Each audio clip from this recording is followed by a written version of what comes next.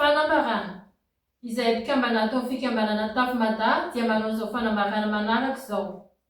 Manoloana ny finiavana fitondram-panjakana tarihan'ny colonel Mikael Randrianirina ametraka sy anatanteraka amin'ny fanavaozana amin'ny firenena dia ambara eto an'io fa handray andraikitra feno izahay. Satria Madagasikara dia tany-drazana iombonana ary manana zo mitovy avokoa ny malagasy rehetra na ny monina ato toerana na aty ampitan-dranomasina.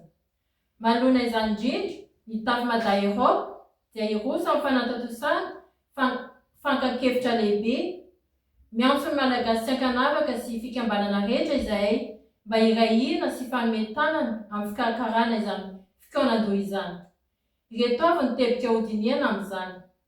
Teboka voalohany, ny fifandraisana iraisam-pirenena sy ny fivezivezena.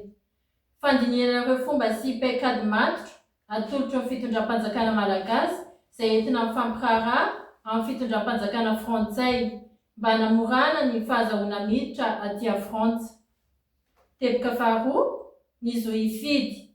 Fandinihana sy fametrahana rafitra mahomby ahafahan'ny malagasy monina tsy ivelany mandray anjara mivantana amin'ny fifidianana.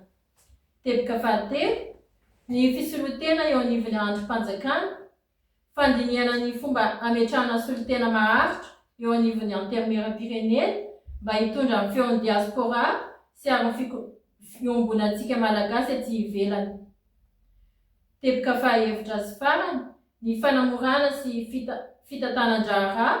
Fandinihana ny fanatsarana sy fanafanganana ny fomba fiasa azona ireo taratasy ilaina amin'ny fiainana andavanandro toy ny passeport, copie ary ny casier judiciaire. Ela velona ne Madagasikara.